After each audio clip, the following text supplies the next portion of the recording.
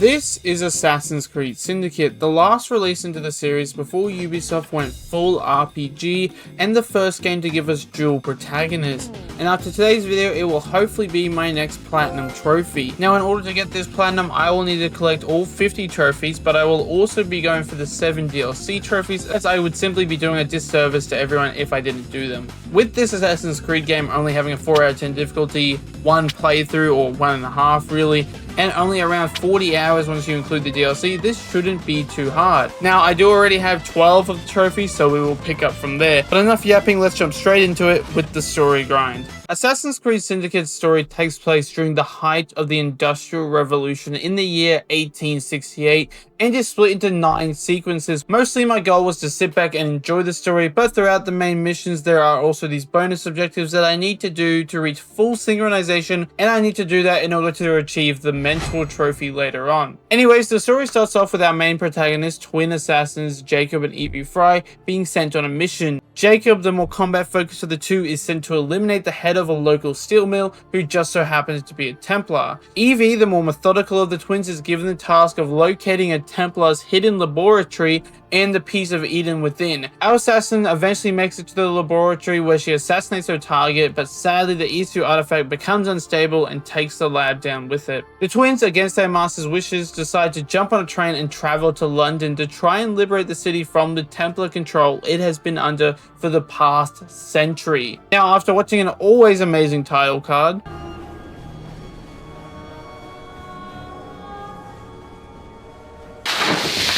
the twins then finally meet Henry Green, a fellow assassin and potentially the only one left in London. Henry informs the twins that Crawford Starrick, the Templar Grand Master, has sent the city into chaos, controlling everything from the factories, filling them with children workers, to even the gangs of London. Henry Green then informs the twins of ways to remove the Templar influence from the city, and we are given our first task of liberating Whitechapel. Essentially, Jacob decides to set up his own gang called the Rooks in order to rival against the Templar gang known as the Blighters, whereas Evie prefers to quietly work towards the piece of Eden that is hidden somewhere in the city. Whilst liberating this first area, we are introduced to associates, people that will help out the Brotherhood and reward you for completing their associate activities. Essentially, these associates will become important for the trophies, Abroad Base, and Bedfellows, Strange or otherwise later on. In liberating this first area, we got our hands on this grapple gun, which the pair take to Alec Graham Bell, the real-life person and the creator of the telephone.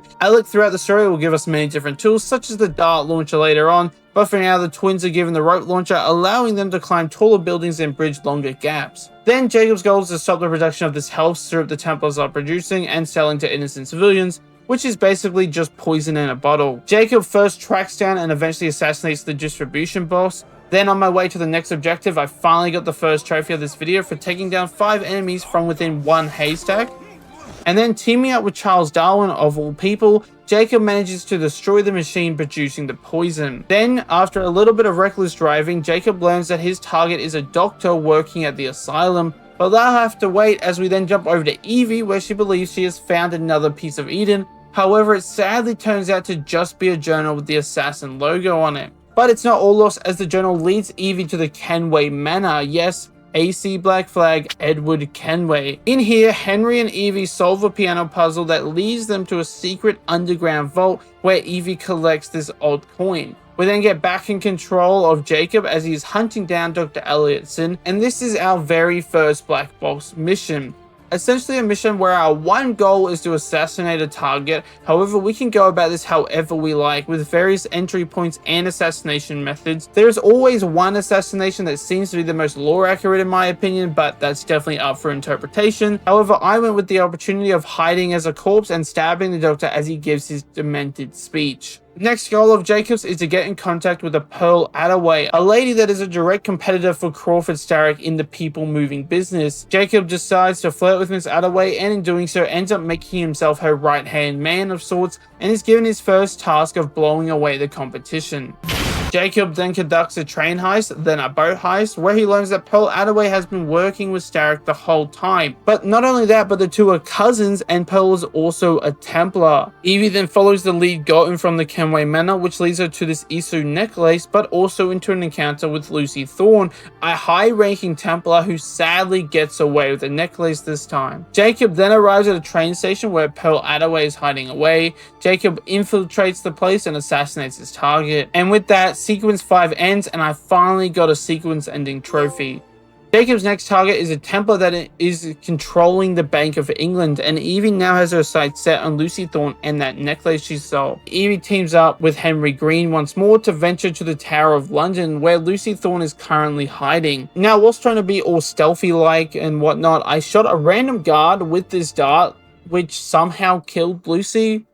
However, I then got stuck in a loading screen for ages and had to do the mission for real anyways, so I guess it doesn't matter. Jacob then teams up with Sergeant Abeline to track down his target. Using information gotten from the police officer, Jacob is able to tail these Templars who lead him straight to the information he needs. Then Jacob can finally infiltrate the Bank of England to stop the robbery the Templars are currently committing and to put an end to Twopenny, the governor of the bank and a higher-up Templar, granting the people of England control over their money once more and completing sequence 6. Sequence 7 has Jacob with the goal of stopping the Templars from assassinating the British Prime Minister, whilst Evie, now with the necklace returned to her, continues her search for the Shroud of Eden. Here, I finally managed to get all stealth skills for Evie. There is a trophy like this for Jacob with all combat skills, but I already had it. And then Evie, teaming up with her hubby Henry once more, constructs a plan to get the plans for Buckingham Palace. Sadly, Henry is captured and Evie spends this mission rescuing him and the plans get away. However, I did get a trophy for affecting 4 enemies with a 1 dart using a fire pit, and for killing 3 enemies with 1 lot of hanging barrels. I then got a handful of trophies out of the way. Firstly, I won first place at 3 different fight clubs. I then managed to perform my 50th multi-takedown, completed my 10th raid, and won first place in 3 different races. Jacob then begins his investigation into the Parliament by spying on the Prime Minister, but after Jacob pins the wrong guy as the spy, Blighter takes the innocent man out, so Jacob chases her down to get the information needed. Jacob then finds the Prime Minister. Thankfully, Jacob manages to rescue him and strikes up a deal with his wife, where if he takes her for a tour through the more dangerous parts of London, then she will give him information regarding the Templar he's after. So Jacob, of course, does just that, and she gives Jacob the needed information. Our assassin target is Lord Cardigan, a man who continues to abuse his power. Using a secret password, Jacob is able to sneak into the Templar's office and kill him before he even knows what hit him. Oh, shut up. And with that, sequence 7 ends.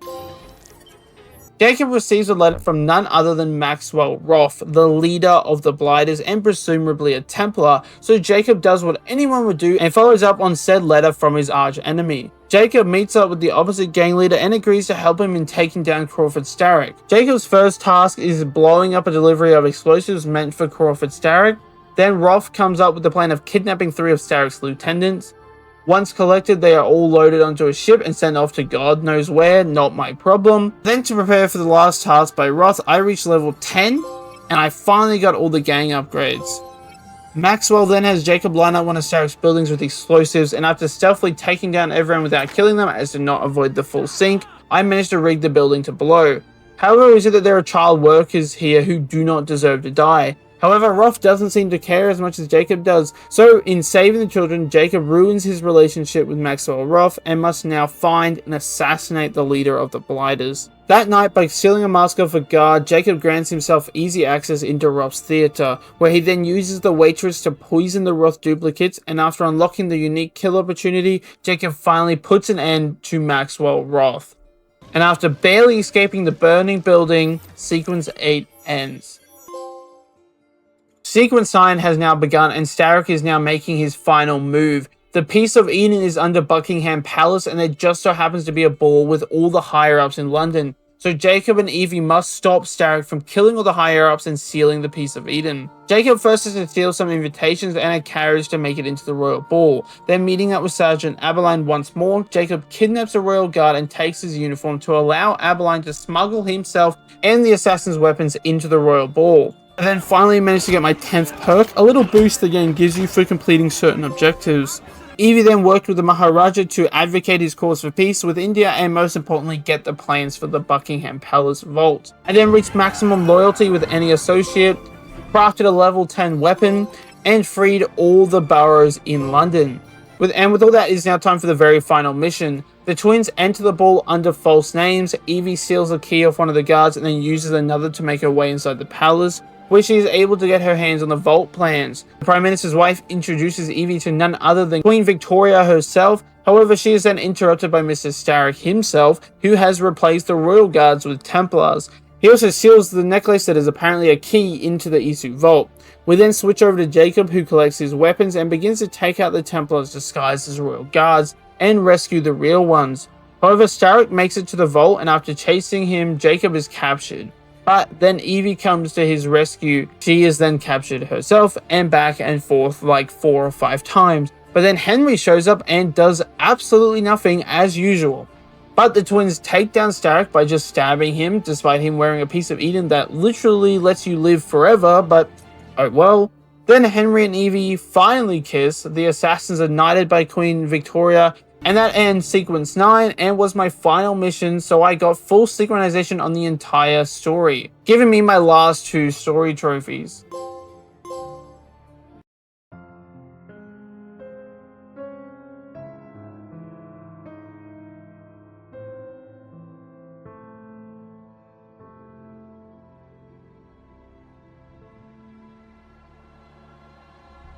With the story complete, it is now time to jump 20 years into the future for the Jack the Ripper DLC.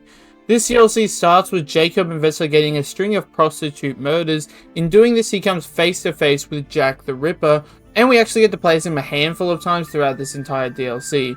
However, Jacob fails to get away and is captured by the Ripper. We then jump to Evie, the main star of this DLC, as we don't see Jacob till the very end anymore. And she is back in London for the first time after many years of living in India with Henry Green. And she's informed that Jacob has gone missing and possibly even dead. Evie starts her investigation by paying a visit to Jack the Ripper's first murder scene, the victim being Mary Ann Nichols. I hope I'm saying that right, as this is a real life victim of the Ripper's ungodly crimes, and I wish her and her family didn't have to deal with this. After investigating the crime scene, Evie discovers that Jack's victims were all assassins, something that is obviously less factually accurate. Evie then pays a visit to Jacob's apartment, where he kept a record of all his findings, where she discovered a note Jacob left for her, leading her to a prostitute known as Nellie, who is currently being forced to meet with a woman known only as Lady O, who aids the Ripper in his crimes. However, Evie fails to capture Lady O as she uses Nellie as bait. But we know where Lady O hides, so on my way to assassinating her, I managed to cause a panic enemy to kill another enemy. And I killed an enemy as they were calming their panicked allies. Oh yeah, this DLC has its own fear system, sort of like Batman Arkham, but a lot worse. But honestly, it's not bad on its own. Anyways, Evie makes her way into Lady O's mansion, where she kidnaps her husband, who leads Evie straight to Lady O's, allowing the assassin to easily put an end to Jack the Ripper's right-hand lady. Evie then hunts down one of Jack the Ripper's lieutenants, who leads her where the Ripper tortures his victims. I then unlocked half the skills and performed 30 brutal takedowns. Evie then hunts down and assassinates the Ripper's hangman. Evie also sets all the prisoners loose, so we then take control of the Ripper once more and clean up any loose ends. Evie then follows the Ripper's trail of murder victims, scares her 200th victim, and we then play as Jack the Ripper once more as he breaks into the asylum where he was raised and murders the people he deems responsible for his current mental state. Evie then pays a visit to the same asylum, and after sneaking her way inside, makes it to the basement where she finds Jacob, thankfully alive, but she also finds the Ripper. And after this sneaky boss fight, because I think I forgot to mention, but Jack the Ripper is actually an assassin in this. I didn't mention it because I really don't like that fact. But after Evie sneaks around, she eventually puts an end to the Ripper, and that ends this DLC's story. I then got 100% on the DLC by completing all bonus objectives in the main story, completing all companion activities and their upside objectives, and collecting all chests and everything in the open world, and that gave me my final DLC trophy. Now all we have left is the cleanup. I kicked it off by escorting my 10th friendly cargo shipment. I then collected all pressed flowers, sampled all beers, and collected all illustrations. Now sadly, the beers and illustrations give you absolutely nothing but this trophy, but you get new colors for your outfits by collecting the flowers. I then also collected all the music boxes and used them to unlock this cool Isu armor for Evie. I don't suppose they've got another suit back there, do you? That one looks a bit tight for me. And you would look a right tit in it. Evie.